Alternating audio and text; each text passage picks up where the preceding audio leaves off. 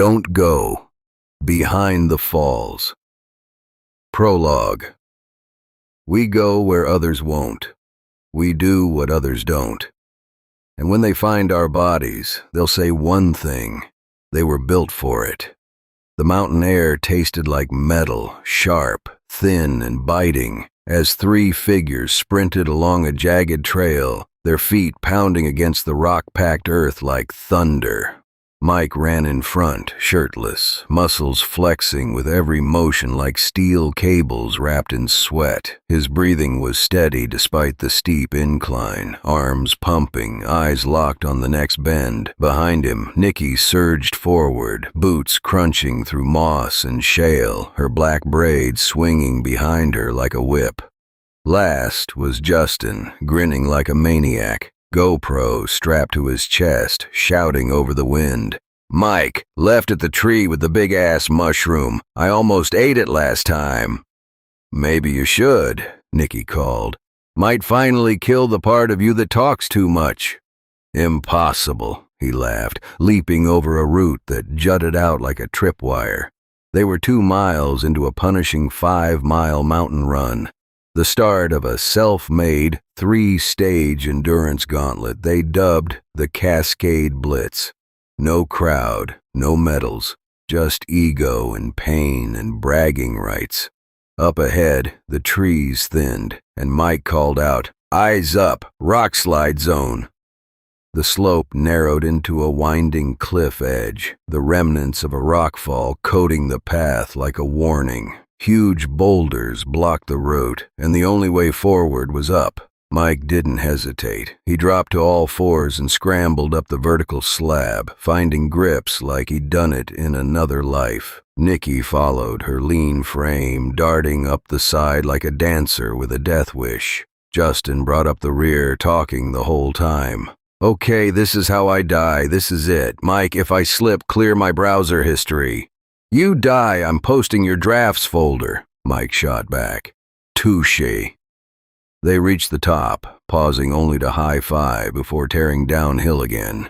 Dirt sprayed behind them, no brakes, no complaints, just the rhythm of adrenaline and grit.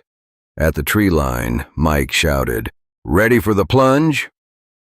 "You mean the ice bath?" Nikki smirked, unstrapping her lightweight pack. The trail ended at a cliffside dock, rotting wood and thick vines hiding a slim, weathered canoe stashed there months earlier. The river below churned with rapids, the water glinting cold and angry under the morning sun. "Get in or get out," Mike roared, launching the canoe into the water. "We're on the clock." Justin shoved the GoPro tighter against his chest. "Ladies and gentlemen, this is where you pray." They leapt in. Mike manned the back, thick arms working the paddle with ruthless strength. Nikki sat at the bow, her voice cutting through the chaos with calm direction. "Left turn coming, sharp. Dig in, Mike." "Copy." Justin grinned in the middle seat, arms raised like it was a theme park ride. "If I die, tell my mom I died sexy." Whitewater slammed into the canoe's sides, bouncing it like a toy. The current was stronger than expected, but they moved like veterans. Until, "Duck!" Nikki screamed. A fallen tree stretched across the river like a bony arm. Mike dropped low. Justin laughed, too slow. Whack! The branch clipped his helmet, slamming him backward. He groaned, dazed but breathing. "Idiot," Mike muttered. "You alive?" "Yeah." Justin blinked. "But now I can see time." They burst into open river again, rounding a bend that spat them toward a shoreline cove where their bikes were chained to an old tree. Mike powered them through, angling hard to the bank. The canoe slammed into the mud. "Go, go, go," Nikki shouted, already sprinting. They ditched the canoe and vaulted onto their bikes, light carbon frames built for speed. Helmets snapped on, water dripping, blood pumping. "Last stretch," Mike said. 2 miles. Through the woods. Let's go. They tore up the trail like devils, mud flying, roots dodged, wheels spinning. Mike took the lead again, legs like pistons. Justin followed with renewed energy, shouting nonsense to keep himself awake. Nikki brought up the rear, then surged ahead with explosive force. She cut in front, flipping Mike the bird. "Too slow, musclehead." "Oh, hell no," he growled, standing on his pedals. The final stretch was a winding downhill, a death trap if you weren't skilled, which they were. Mike overtook her, tires screaming. Justin came last, but kicked off a tree for momentum. The finish line, a wood post near the base camp they'd built months ago, marked with 3 handprints in red paint. They hit it almost simultaneously, a blur of motion, skidding to a breathless stop in a cloud of dust and cheers. "Call it," Justin gasped. "Photo finish?" "Call it a tie," Nikki said, collapsing onto the grass. "We all win." Mike flopped beside her, chest heaving. "That was insane." "That," Justin said, removing the GoPro, "was content. Gonna go viral when I slow-mo your face when you hit that branch." They laughed, real, loud, heart-in-throat laughs. They lay there for a long moment, the sun rising higher, sweat drying on their skin, the sound of the river rushing in the distance.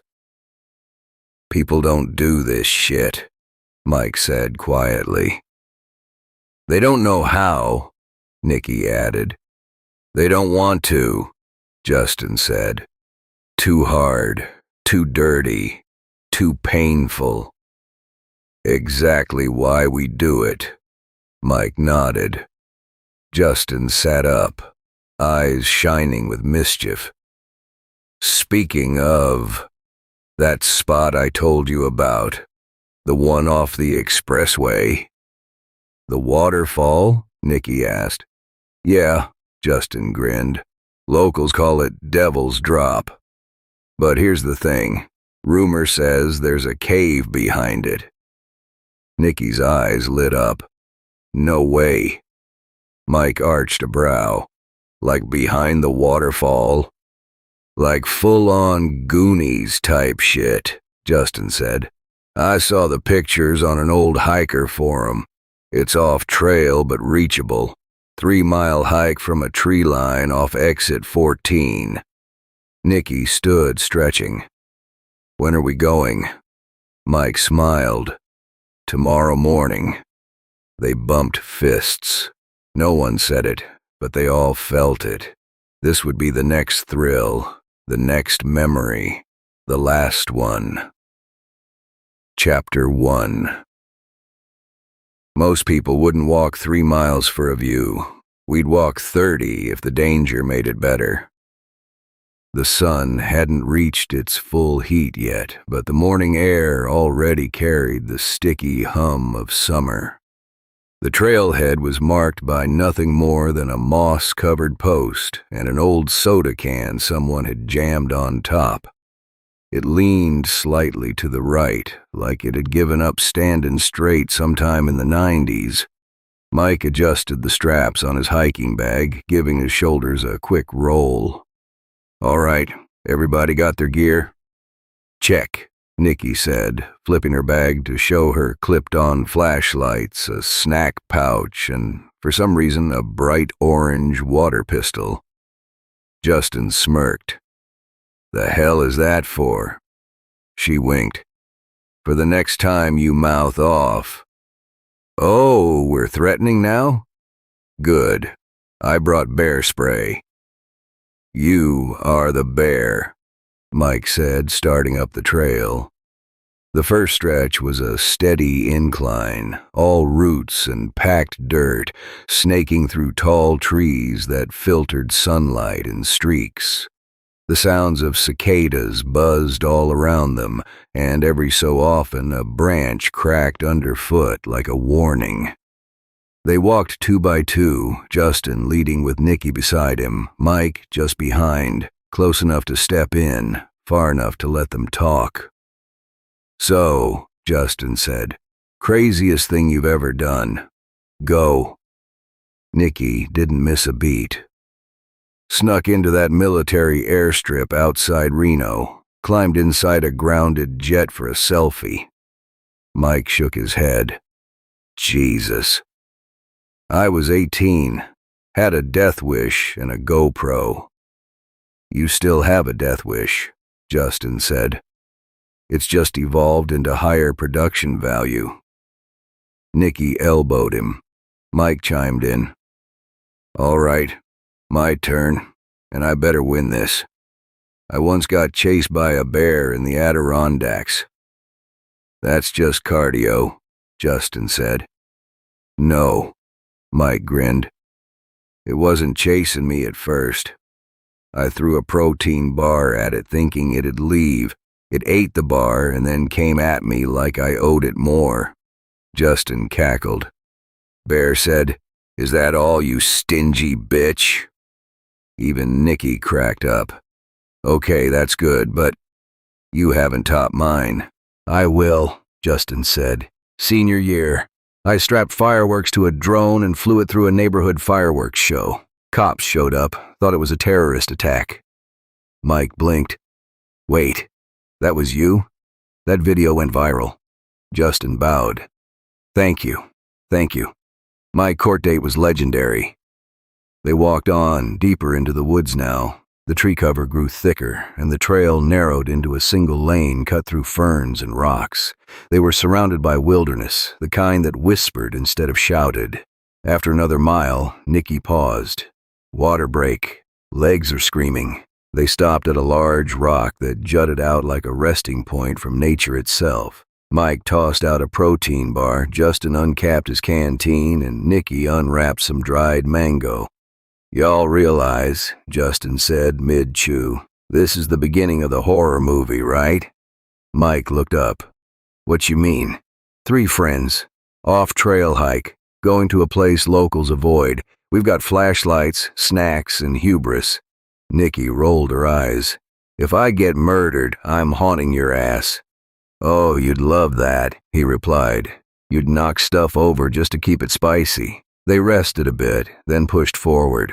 Their legs moved in rhythm again, the conversation dipping into old stories, like when Mike bench pressed a vending machine to retrieve Justin's stuck candy bar, or when Nicky faked being an instructor to sneak onto a scuba trip in Aruba.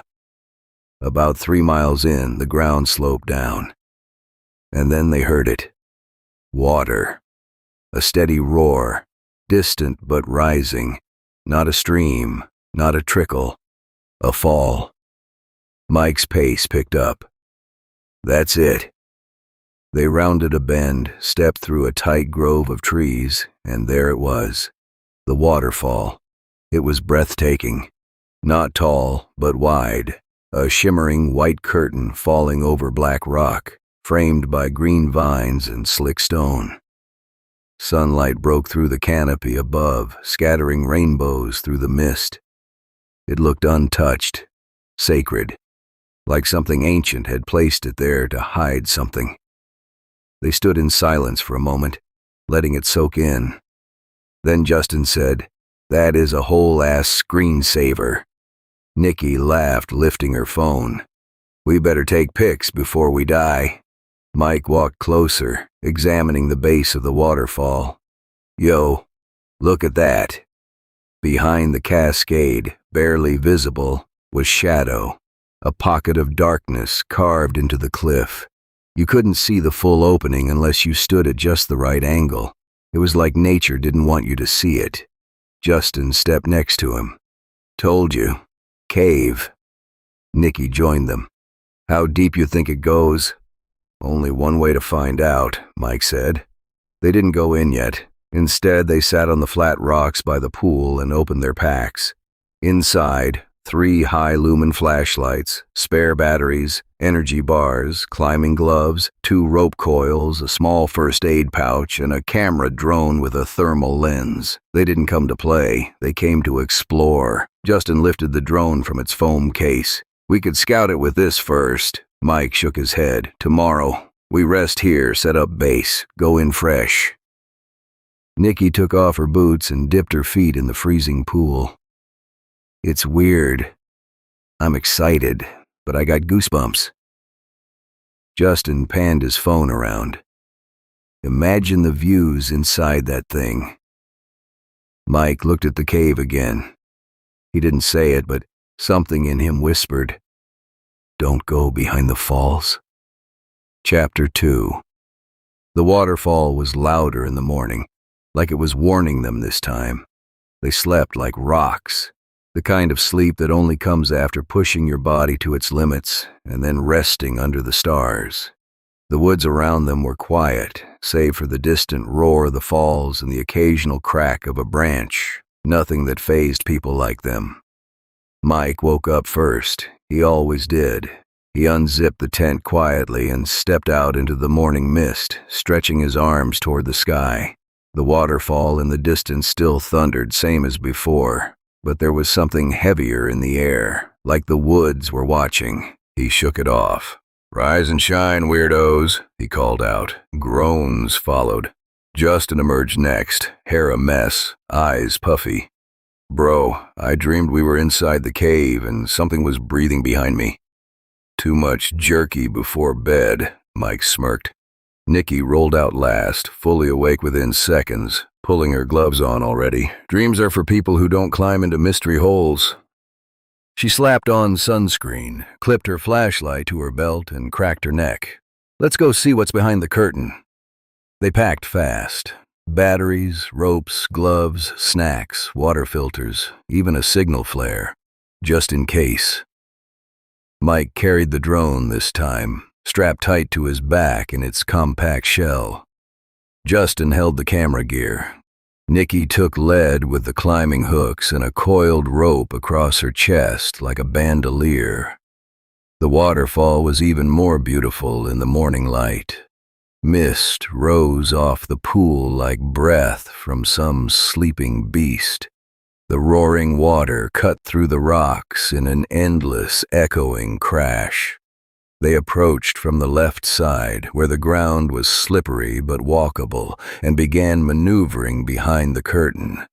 Instantly, the world changed. Everything muffled. Sound became static. Water pounded above them like thunder from another dimension. Behind the falls was a short alcove, moss-covered stone that glistened wet and black. The light from outside shimmered, refracting through the falling water in waves. But there, in the very back, was a vertical shaft. A hole in the rock wall, about 6 feet wide and shaped like an imperfect oval.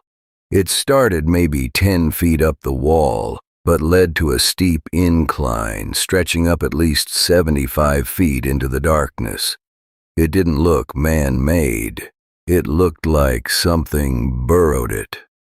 Justin stepped forward, shining a light inside. "That goes way up." Mike pulled his gloves on. "Think it leads into the cave system?" "Only one way to find out," Nikki said. "But we're not getting in from here."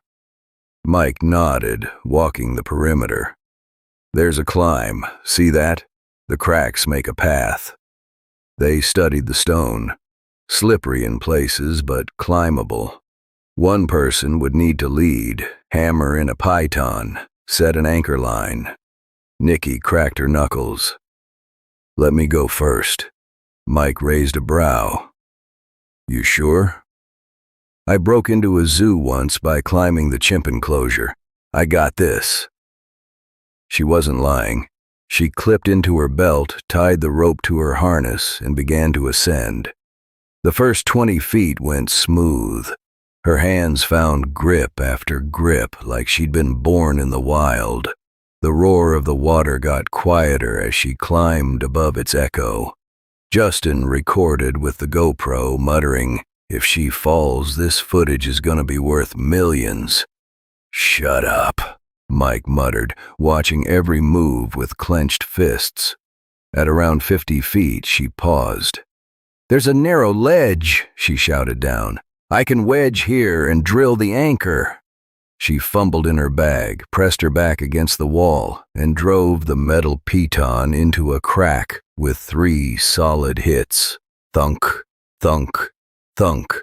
The sound echoed oddly, not just around them, through them, like the cave above felt it.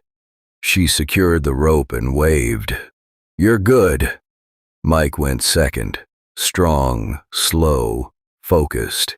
He reached her ledge with barely a grunt and gave her a proud nod.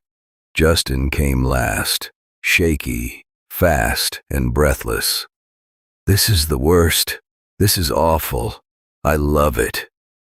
Once all 3 reached the ledge, they looked up together. The tunnel rose another 20 feet, narrowing slightly, before vanishing into blackness.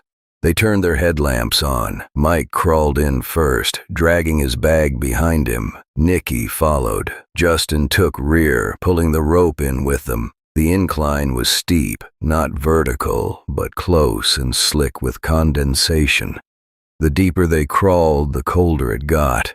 The air smelled of wet stone, dirt, and something else. Animal. "I don't like this," Justin whispered. "Then why are you smiling?" Nikki asked. "Because I hate it so much, I'm excited." After 10 more feet, the tunnel opened wider. The space beyond was dim but large, at least 15 feet wide and tall enough to stand. They shuffled in, looked around, flashlights sweeping the stone walls. There were scratches, faint grooves carved into the rock, long and wide, like claws, not made by water, not by tools, made by something alive. Justin moved his light to the floor. "Yo, footprints, not boot prints, not barefoot hikers. Large, wide, deformed tracks, toes longer than normal, heel flattened, no shoe treads." "Something lives in here," Nikki whispered. They stood frozen. Then Mike did what Mike always did. He stepped forward. "Let's keep going." Chapter 3. The cave wasn't a cave. It was a mouth. And they were already walking across the tongue. The air inside was colder than outside, thick like wet cloth pressing against their skin. Their flashlights cut narrow beams through the black, dancing over jagged walls and smooth stone as they moved in single file. The cave opened slightly just past the crawl space, revealing a wide, rounded corridor that twisted gently like a snake's spine. "Yo, this is insane," Justin whispered, turning his flashlight to the ceiling. It arched high, covered in stalactites that dripped slowly like frozen fangs. The floor was uneven, a mix of slick stone and gravel. They could hear the occasional plink of water hitting the rock, the sound echoing like it came from somewhere much deeper. Nikki pulled out her phone. No bars. Mike checked his too. "Same." "Good," Justin grinned. "Means no one can ruin this moment with a group text." They moved deeper, flashlights scanning in every direction. The air smelled ancient, like stone, dust, and moss, but occasionally another scent came through, something faint, musty, like rotting wood or old hair. They kept walking. The tunnel narrowed, funneling them into a choke point, a section where they had to walk sideways and squeeze past stone that scraped their packs. "Claustrophobia check," Justin muttered. "Scale of 1 to buried alive." "Just wait," Mike said, pushing through. "It opens again." It did.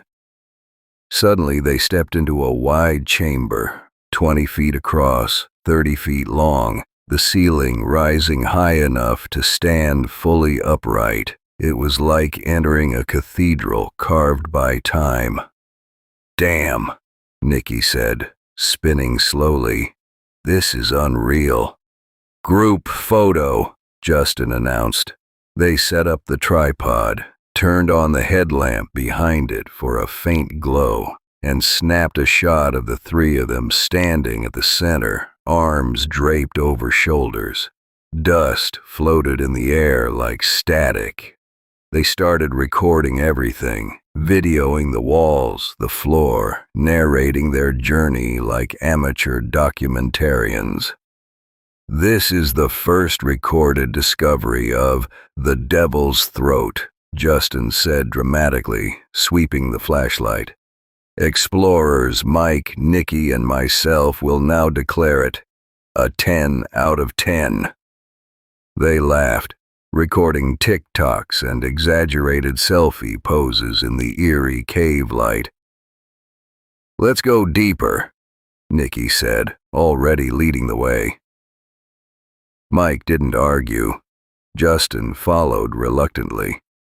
They passed through another corridor, this one low, forcing them to hunch as they walked. It branched off into side tunnels, small passageways too narrow to walk down, but deep enough to see that they led somewhere. "Man," Mike muttered, shining his light into one. "This is a whole-ass maze." "No wonder no one found this place," Nikki said. "It's like it was designed to lose people." They explored more chambers, some wide, some so tight they had to press through sideways. The walls in places looked unnaturally smoothed, like something had moved through them again and again over time. At one point, they found a small pool, perfectly round, full of still water so clear it looked like glass. Nikki leaned over it, caught her reflection, and said, "I'm posting this if I ever get signal again." She snapped a selfie with the water, then walked away before realizing her reflection in the pool didn't vanish right away. It lingered, just a blink longer than it should have. She said nothing. After nearly an hour, they circled back through the wider chamber and regrouped. "All right," Mike said. "We've got our photos, got our footage. Let's call it." "No objections," Justin said. "As much fun as this is, I'd like to not get stuck in a literal hole in the earth." They stood together at the same spot they'd taken their first group photo. Mike glanced around the cave one more time. "This place is a labyrinth." "Yeah," Nikki added, "and we made it through without dying. Let's call that a win." Justin packed up the tripod, pocketed the last of his snack bar, and sighed with relief. "Cave complete. Now let's get the hell out." They turned around and began heading back the way they came.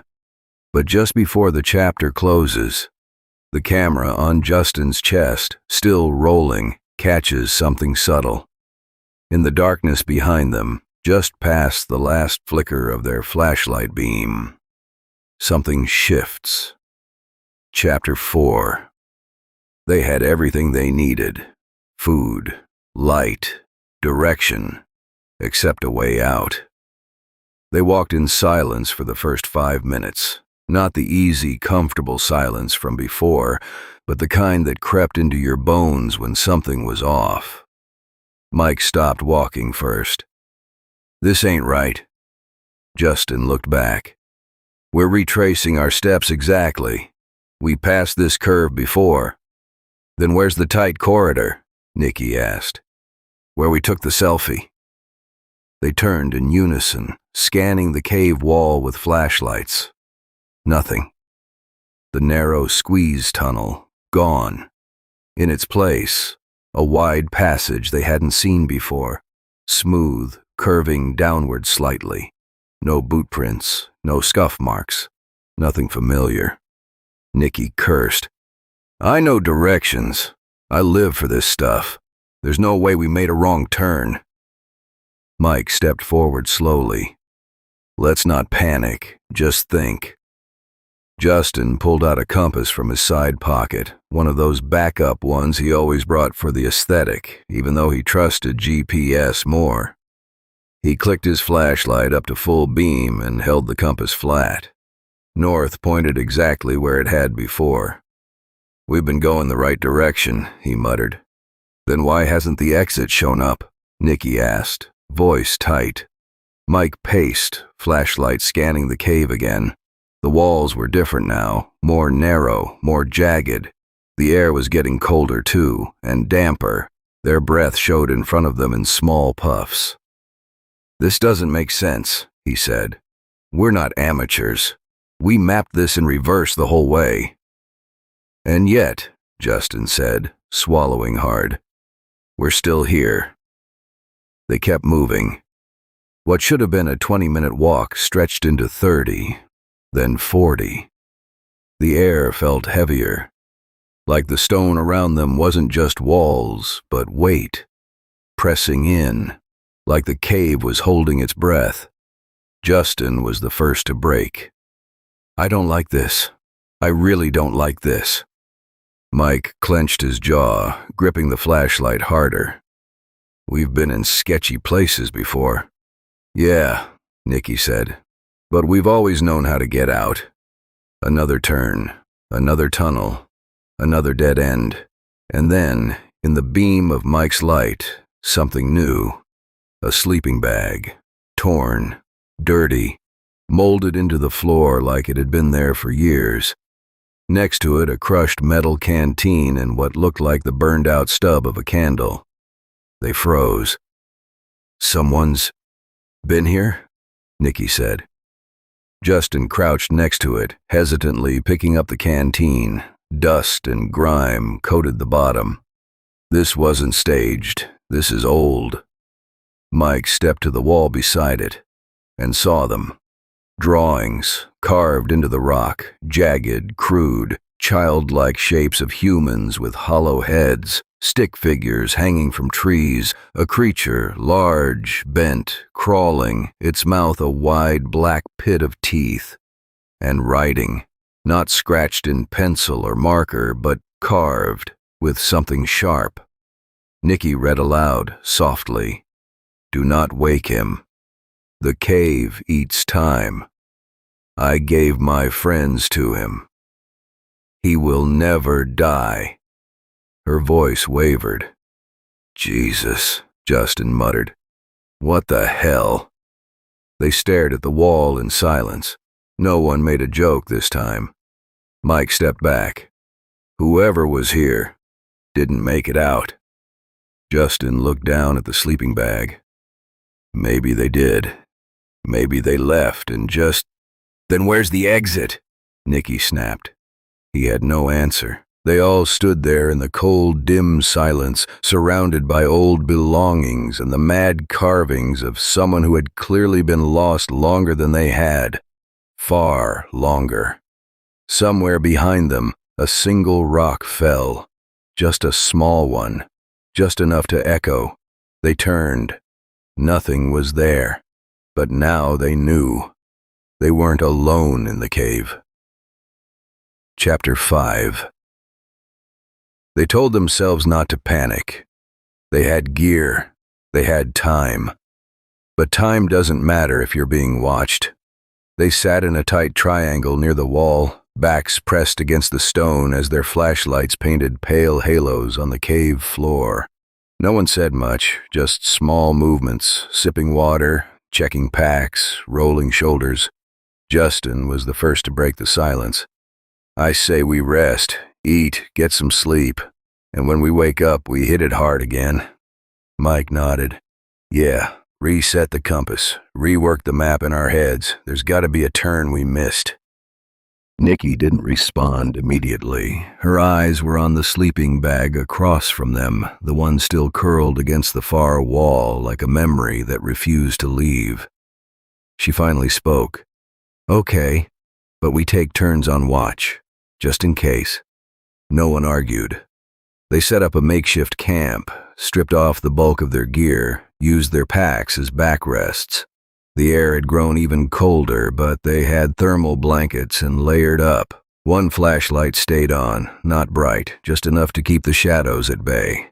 Mike took the first watch. The other two closed their eyes, the exhaustion finally dragging them under. He sat still, arms crossed, staring into the black tunnels that stretched beyond their resting place. The light flickered once. He tapped it. It steadied. He checked the compass again. North hadn't moved, but that didn't help, because nothing else made sense anymore. Nikki woke for her shift. Mike nodded, handed her the light, and curled into his blanket. Time passed. Then it was Justin's turn. Each of them did what they were supposed to, and eventually, they all slept. It was a noise that shattered the quiet, not a rockfall, not a breeze, but a yell, high, broken, inhuman. It echoed through the stone like it was alive, warping as it traveled, bending around corners and slithering into their dreams until all three of them shot up, wide awake. Mike grabbed his flashlight. What the hell was that? I heard it too, Nikki gasped, scrambling upright. That wasn't a person. Justin was already holding his chest. That was in here. That came from deep. They froze. The cave held its breath again, and in the far distance, something scraped. Something moved. The sound was faint, but it wasn't gone. It was coming closer. Chapter 6. Some caves are dark because there's no light. Others are dark because something in them never learned how to leave. They stood completely still, backs pressed to their packs, eyes locked on the dark tunnel ahead. The sound had stopped, but the tension hadn't. Mike gripped the handle of his multi-tool, a compact steel blade with a serrated edge, not much in the real world. But in a cave like this, it felt like the last line of sanity. Justin whispered, "We need to talk about what we heard." Nikki nodded. That wasn't wind. That wasn't a cave echo. That was a person, Mike said, or what used to be one. They didn't want to say it, but it hung there, silent and obvious. The drawings, the sleeping bag, the warnings etched into the stone. Whoever, whatever, had written those things might still be in here, and it might not be human anymore. Justin pulled his flashlight tighter against his chest and gave a nervous laugh. "This is what they warn you about in those top 10 places you shouldn't explore videos." "No signal," Nikki said. "No rescue." "No way out," Mike muttered. They quickly began packing up. The motion gave them purpose, focus. Ropes coiled, flashlights rechecked, blades within reach. Nikki pulled out her survival blade, 6 inches of cold metal with a sharp gut hook and grip tape on the handle. Justin had a lighter and a paracord-wrapped survival knife with a small compass built into the hilt. Mike packed heavy, hatchet strapped to his side, machete secured with a carabiner. Not one of them made a joke this time. "Let's move," Mike said. "Back the way we came. Even if we're turned around, maybe we'll see something familiar, or find a shaft to climb." They kept tight, flashlights sweeping in wide arcs as they walked. No one spoke. The cave seemed to breathe behind their necks, like each step stirred something deeper inside it. Another turn, another tunnel, and then Nikki froze. "Wait." They stopped. "Did you hear that?" she whispered. All three turned, flashlights aimed behind them. Nothing. Then, movement. A blur just at the edge of the light. A shape, tall, hunched, and fast, retreating into the shadows like it had just realized it was seen. "What the fuck?" Justin stepped back. Mike lunged forward with his flashlight, trying to catch it. Gone. Just gone. But they had seen it. Long arms, matted hair, skin that looked pale and sick, stretched over too much bone. A figure shaped like a man but moving like an animal, swift and low. "Was that?" Nikki whispered. Mike didn't answer. His eyes were still locked on the tunnel. Justin finally spoke. "That explains the sleeping bag." "And the writing," Nikki added. Mike's grip tightened on his machete. Someone lived here. Someone still does, Justin said quietly. They didn't chase it. They didn't shout. They just turned, quickened their pace, and kept going. This was no longer a mystery. It was a hunt.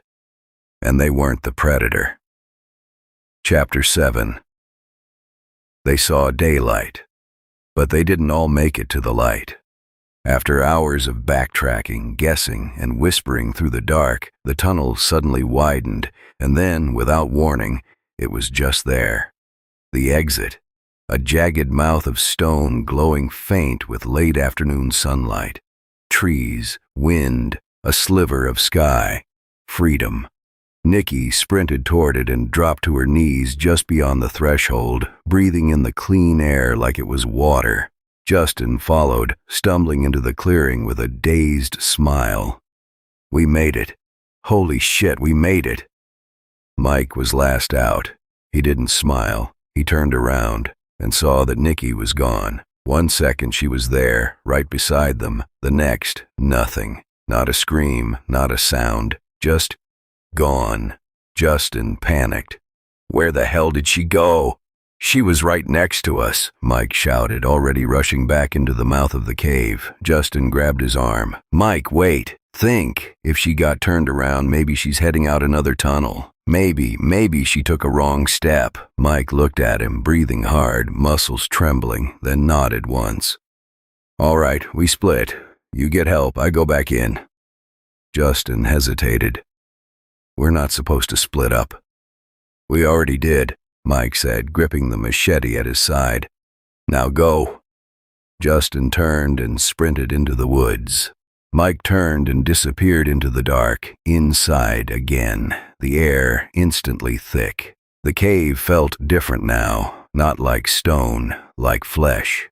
Mike moved slow, every step calculated. He held the machete in his right hand, flashlight gripped tight in the left. The beam flickered slightly, the battery strained after so many hours. Nikki, he called out.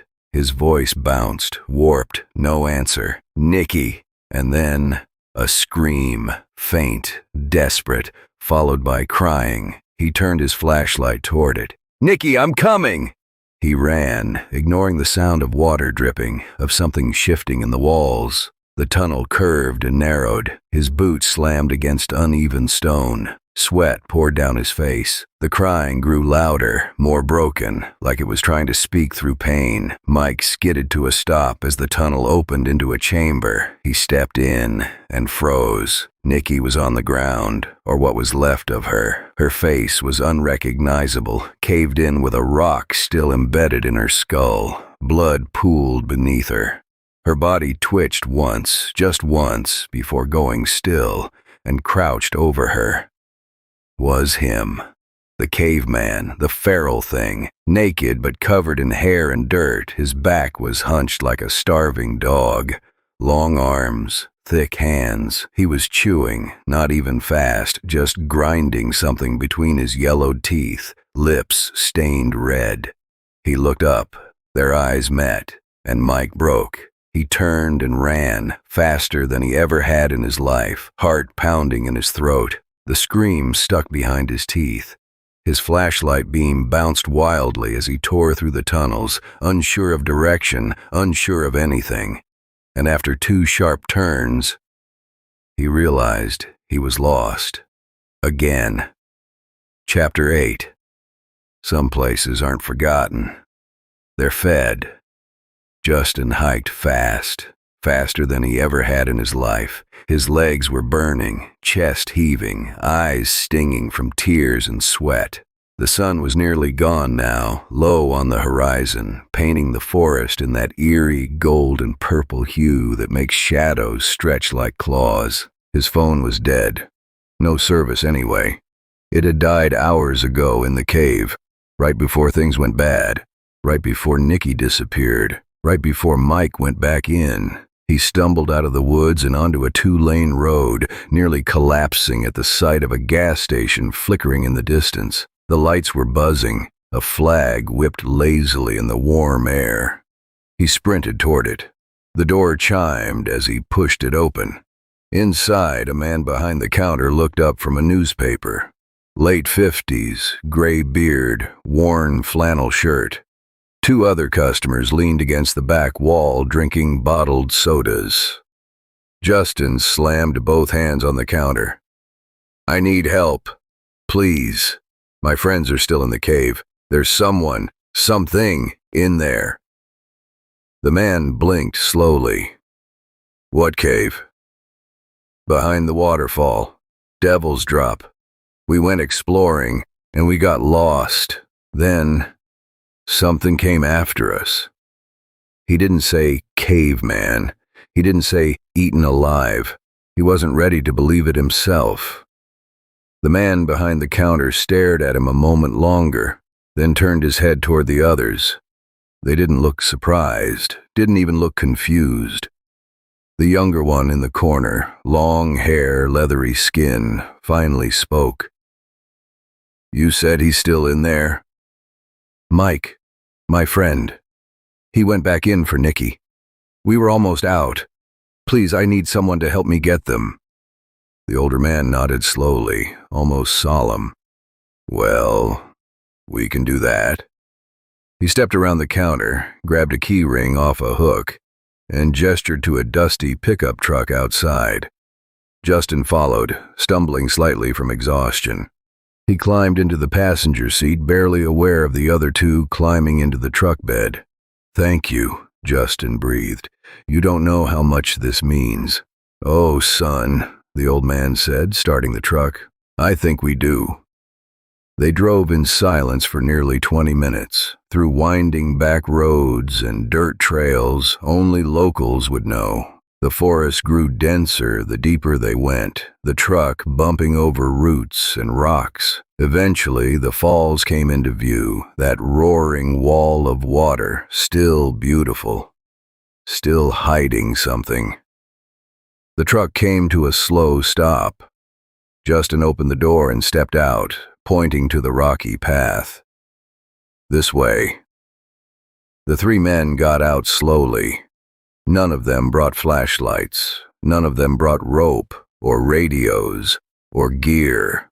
Justin felt something cold settle in his chest. "You guys, do you have anything to—" "No," the older man said. "We'll stay up here." Justin blinked. "What?" "You go on. Help your friend. We'll be right here." Justin took a step back. "Why aren't you coming with me?" The old man looked at him, not cruel, just tired. "'Cause you're already where you need to be, son." Justin froze. The other two just stood there, watching. "You knew," he whispered. "You knew something was in there." The old man didn't answer, but Justin saw it in his eyes. Guilt, resignation, ritual. "You feed it," Justin breathed. "You let it stay." The old man's voice was quiet. "Some evils can't be killed. They can only be kept calm." Justin turned to run, but the two in the truck bed moved fast, shoving him toward the falls. He stumbled, caught himself, and turned just in time to see the truck already backing away, their faces unreadable, their eyes already turned from him. He was alone again, and the cave was waiting. Chapter 9. It didn't walk like a man. It didn't fight like a man, because it wasn't one. Mike moved through the cave like a ghost, breath shallow, every footstep calculated. His flashlight flickered, batteries dying. His blade was slick with blood, not from a fight, but from trying to close Nikki's eyes, what was left of them. He had to keep going. He couldn't cry, couldn't think, couldn't stop. Then he heard it, the breathing, heavy, guttural, somewhere nearby, wet and animal-like, like it was chewing while it breathed. Mike turned a corner, light bouncing off the cave walls, and there he was, the caveman. He crouched in the center of the tunnel, long arms hanging nearly to the floor. His spine was crooked, legs bent like a predator's, not a man's. He was covered in hair, patchy, oily, caked with mud and dried blood. His skin beneath it was gray and pink and stretched like raw meat over a frame that didn't belong upright. His eyes, they weren't wild, they were old. Too old and focused. He growled, not a sound a human makes, something lower, deeper, like the first sound ever made. Mike raised his machete. "I'm not going down like the others." The caveman roared and charged fast, on all fours at first, knuckles slapping the ground. His mouth opened, revealing yellow, jagged teeth too large for his skull. His jaw looked cracked on one side, like it had been broken and healed wrong. Mike swung, missed. The caveman ducked, rolled, and slammed into Mike with shoulder and bone. The impact knocked the wind out of him and sent him crashing into the cave wall. His head cracked against the rock. Lights danced in his vision. He didn't have time to recover. The caveman pounced, not like a fighter, like a beast, clawing, grabbing, head-butting, scratching. He didn't punch. He grabbed Mike's head and tried to slam it into the floor like a hammer pounding meat. Mike twisted, slashed blindly with the machete. The blade hit something, sank into something, and the caveman screamed. It sounded like a pig being slaughtered underwater. Mike rolled out and scrambled to his feet, nose bleeding, mouth filled with the taste of metal. He turned and ran, but stopped, because just beyond the tunnel, in a side alcove lit by his flickering light, he saw her, Nikki's body, dragged, mutilated even worse, and beside it, something new, a bone, a femur, still wet, still steaming, in the caveman's other hand. Mike turned and saw him holding it like a club, like a trophy. "You're eating her," Mike whispered. The caveman didn't answer. He just charged again, bone club raised high. Mike screamed and met him with a full swing of the machete. This time, it landed, clean, across the caveman's ribs. The beast howled, staggering back, blood spilling onto the stone floor and thick, dark ropes. Mike didn't wait.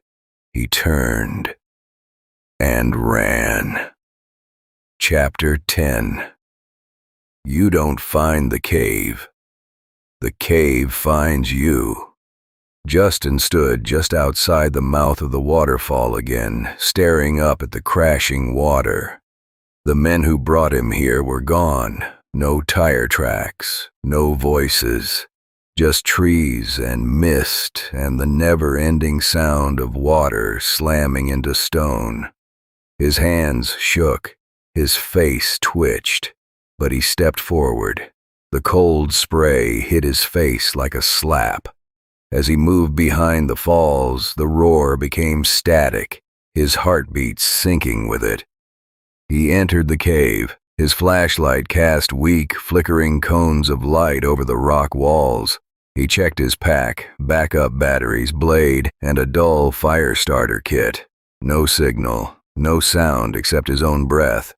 As he walked deeper, something began to settle over him.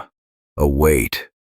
The air didn't just feel thick, it felt ancient, like breathing in history that hadn't been disturbed in hundreds of years. He passed familiar marks, the scratches, the smooth walls, the tunnels that twisted like intestines. Then, he saw something new, bones laid out carefully, arranged in a pattern, not just dropped or discarded, displayed. Skulls, femurs, hands crossed over chests like burial rites. He crouched beside one. It had teeth marks, and a symbol carved into the wall above it, a crude spiral with a line through the center, like an eye stabbed shut. Justin shivered. What the hell? He took a picture with his camera, not even to share it, just so, if he died, someone might know what he saw. Then he saw something else. A journal. Old, moldy, half-eaten by time, but still readable. He opened the cover. Expedition log, July 2nd, 1969. 3 of us came in. Only one writes now. He turned the page. He doesn't speak. He just watches. He doesn't hunt for food. He waits for it to come. We thought it was a person. Then we saw him in the light. Not a person. Justin closed the journal slowly, heart pounding. He wasn't the first. They'd known. The town had known. They'd sent people here before. And then he heard it. Footsteps. Not running. Not sneaking. Dragging. Like something carrying weight across the stone floor, methodical and close. Justin pressed his back to the wall, light off, breath held. The sound passed, then faded. He stayed frozen for several long seconds before turning the light back on. The tunnel was empty, but the journal, it was now open again, to a page he hadn't turned to. He eats what you bring him, but if you leave too early, he follows. He's not trapped here. You are. Justin stared, then heard screaming, deeper in the cave. Mike. He ran. Chapter 11. They didn't escape the cave. They dragged it out screaming. Justin turned the corner of the tunnel and nearly dropped his flashlight when he saw him. Mike! Mike was slumped against the wall, breathing heavy, blood on his forehead, clothes torn and stained with dried gore. His machete was half buried in the floor beside him. His hands shook. Justin rushed forward and dropped to his knees. You're alive, Jesus! I thought I was too late. Mike looked up, eyes barely focusing. Nikki's gone. Justin nodded slowly, jaw tight. I know. They didn't speak for a moment, just sat in silence while the cave dripped and groaned around them. Then Mike grunted and pulled himself up using the wall. He's still in here. Justin stood too. Then we don't leave without finishing it. They didn't have a plan. Just 2 knives, 1 machete, a flashlight, and every ounce of fury they had left. They moved together, deeper, faster. No hesitation now.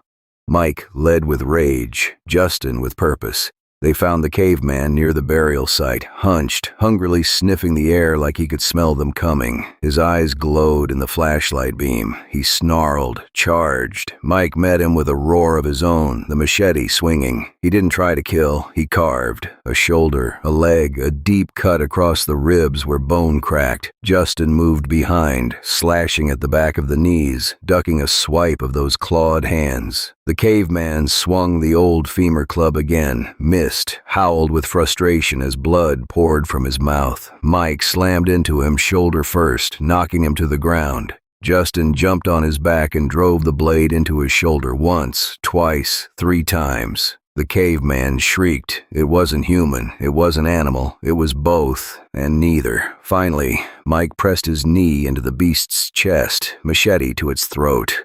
Let's end it, Justin said, panting, but Mike didn't move. He stared at the monster beneath him and saw something.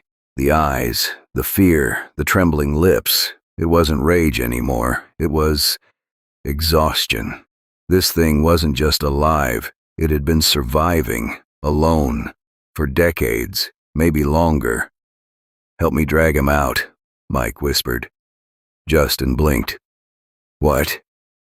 We're not the monsters, Mike said. Not today. It took everything they had left, tying his arms with paracord, using rope from their bags as restraints. The caveman thrashed and hissed, but he was weak now, bleeding, broken, still breathing. They dragged him up through the crawl space, out past the waterfall, into daylight, for the first time, in who knows how long. He shrieked and curled like the sun was burning him. Justin used a flare to flag down a passing truck, a real one this time, not from the town.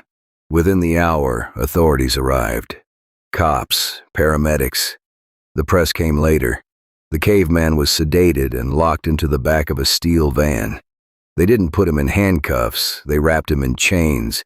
He didn't speak, just stared at the trees as they passed. Investigators descended into the cave. They found Nikki's body, they found the sleeping bag, the bones, the drawings, and they found the journal, which Justin handed over without a word. Later, Mike sat on the tailgate of an ambulance wrapped in a blanket. Justin sat beside him, silent. The sky was purple, windless, still. Mike finally spoke. "They'll study him, probably call it some rare mutation. A human raised in isolation, cave syndrome bullshit." Justin nodded. Mike added, "They'll ask us for interviews, for a movie deal, for documentaries." Justin looked out at the forest. "I don't want any of that." Mike turned to him. "I just want Nikki back." Justin nodded again, and this time he didn't say anything, because there was nothing left to say. Chapter 12. He was never trapped. He was only home. Now he's not. The police van rumbled down the winding road, thick trees pressing in on both sides. It was late, almost midnight, and the officers in the front seat were quiet. The older one drove, eyes steady on the road. The younger one sipped stale gas station coffee, scrolling on his phone. Neither of them looked in the rearview mirror. In the back, the caveman sat chained and cuffed, shoulders hunched, head down. The steel restraints wrapped around his wrists were cutting into his skin. His chest rose and fell like a steady drum beat. Not panicked, not tired, just waiting. The van hit a bump. That was enough. He opened his eyes, black, bottomless. He twisted his wrists, slow at first, then faster. The sound of flesh tearing filled the back of the vehicle. Bone cracked, skin peeled, blood poured. And then the cuffs snapped. Snap. The chains slithered to the floor. He moved fast, faster than they expected, faster than anything that big should have moved. The barrier between the front and back was dented in one hit. Then he slammed again. Boom! The younger cop turned in his seat, eyes wide. "What the?" The steel wall caved. A hand burst through. Fingers wrapped around the cop's throat. Crunch. He never screamed. The older cop grabbed his sidearm, but it was too late. The caveman barreled through the shattered partition, teeth bared, soaked in blood. The gun fired. Once. Twice. One bullet grazed the creature's shoulder. The second hit the windshield. Then the caveman was on him, biting, tearing. The van swerved off the road and into a tree. The forest went quiet again, except for the wet sound of chewing. Later that night, a local farmer near the edge of the woods stepped onto his porch after hearing the crash. He saw smoke curling above the tree line. He also saw a figure, running, not like a man, but like something made of nightmare and bone, disappearing into the trees. Chapter 13. They made it out, but part of them never left. The footage went viral within 48 hours. Clips from the GoPro, photos from Justin's phone, the journal entries, the drawings on the cave walls, all of it uploaded by the authorities, then mirrored across Reddit, TikTok, YouTube, and news sites around the world. Real-life caveman found in hidden cave. Survivors document horror inside secret waterfall tunnel. Devil's Drop, the cave that eats time. People couldn't stop watching. But for Mike and Justin, it was unbearable. They sat in silence, side by side again, just like they had outside the ambulance. Now they were in Mike's garage, quiet, dim, shelves stacked with gear and memory. A monitor in the corner played the news. Authorities are searching for the individual responsible for the death of a jogger near the Sable Pines Trail system. The body was discovered mauled and partially eaten, with signs of blunt trauma from what investigators believe may have been a bone or primitive weapon. Mike turned off the TV. Justin didn't need to hear more. They looked at each other. They both knew. No words, just nods. By nightfall they were packed.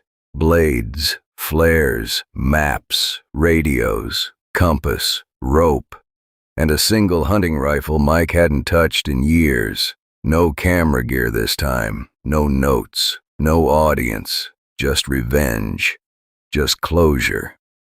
They walked out of the garage and into the woods. The moon lit their path, and somewhere deeper in the forest, something ancient and hungry was waiting again. But this time, it wouldn't be fed. It would be hunted. The end. For now. Author's note. From Poe Nocturne. Thank you for reading Don't Go Behind the Falls. This book was written for the thrill seekers, the cave explorers, the ones who feel most alive when they're one wrong turn away from something they can't explain. It's also for anyone who's ever been afraid of what might be waiting just out of sight in the dark. This story was never about a monster. It was about how easily we become one when fear, desperation, and survival take over. If you made it to the end, I owe you everything. Please help spread the word, share the book, tag a friend, and follow the journey over at Together We Fear. The dream is to bring these stories to the big screen. From the bottom of my heart, thank you. Poe Nocturne.